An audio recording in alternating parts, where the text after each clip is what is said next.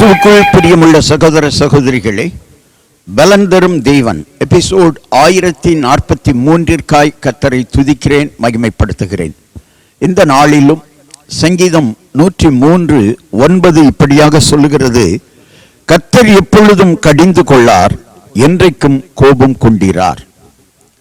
நம்முடைய ஆண்டவர் கடிந்து கொள்ளாத தேவன். அவருடைய கையிலே கத்தி இல்லை, ஈட்டி இல்லை, அம்பு இல்லை, வில் இல்லை, ஆயுதங்கள் இல்லை.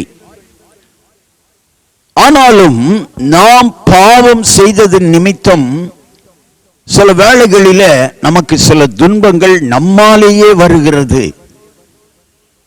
ஹல்லேலூயா, ஹல்லேலூயா.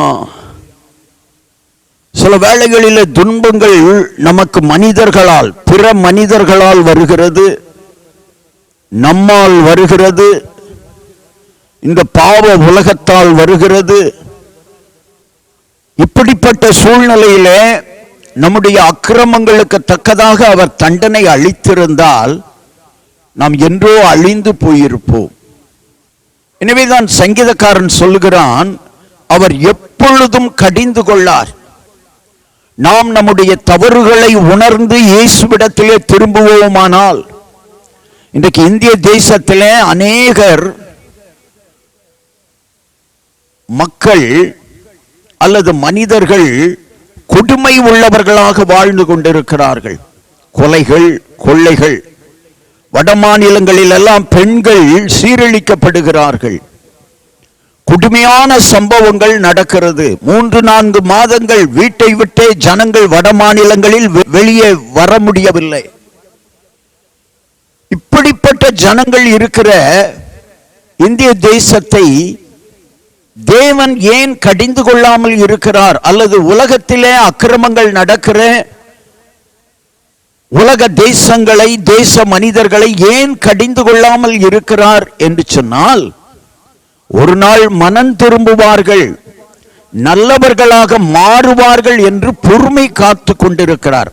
எனவேதான் சங்கீதக்காரன் சொல்லுகிறான், எப்பொழுதும் கடிந்து கொள்ளார், என்றைக்கும் கோபம் கொள்ளார். அவர் இரக்கமும் மன உருக்கமும் உள்ள தேவன்.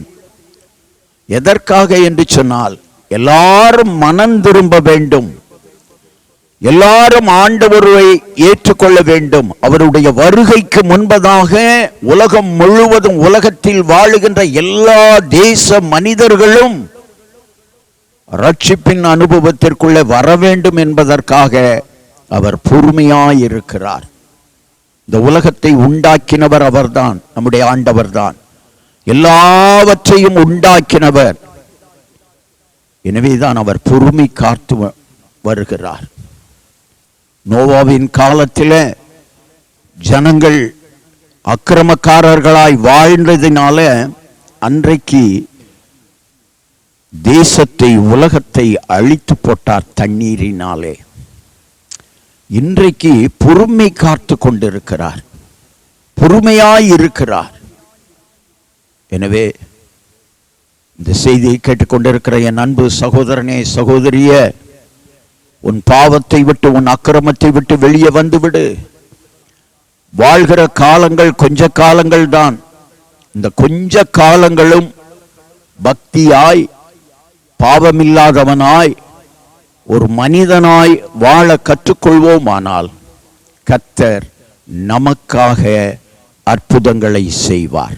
கண்களை மூடி ஜெபிக்கலாம். எங்களை நேசிக்கிற நல்ல தகப்பனே, உலகத்திலே வாழுகிற எல்லா மனிதர்களும் ரட்சிக்கப்பட வேண்டும் என்பதற்காக உம்முடைய வருகை தாமதப்படுத்தப்பட்டு கொண்டிருக்கிறது என்பதை நாங்கள் அறிவோம் ஐயா.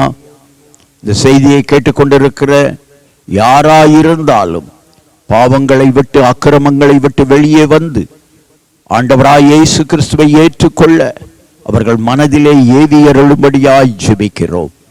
கர்த்தர் அப்படி செய்ய போகிற தயவுக்காய் ஸ்தோத்திரம், ஸ்தோத்திரம், ஸ்தோத்திரம், ஸ்தோத்திரம், ஸ்தோத்திரம். என்றைக்கும் கோபம் கொண்டிராத தேவனே, பொறுமையாயிருக்கிற கர்த்தரே, ஹல்லேலூயா, கடிந்து கொள்ளாத தேவனே, கையிலே ஆயுதங்கள் இல்லாத தேவனே, கனிவான முகம் கொண்டவரே, உம்முடைய முகத்தை எங்கள் மீது பிரகாசிக்க பண்ணுகிறவரே, உம்முடைய முகத்தை எங்கள் மீது பிரசன்னமாக்குகிறவரே, ஜனங்களுக்காக இறங்குங்கப்பா, இறங்குங்க. ஜனங்கள் விடுதலை பெற வேண்டும். செய்தியை கேட்டுக்கொண்டிருக்கிற ஒவ்வொருவரும் விடுதலையோடு வாழ உதவி செய்யும். இயேசுவின் கரத்தில் கொடுத்து ஜெபிக்கிறேன் பிதாவே, ஆமென்.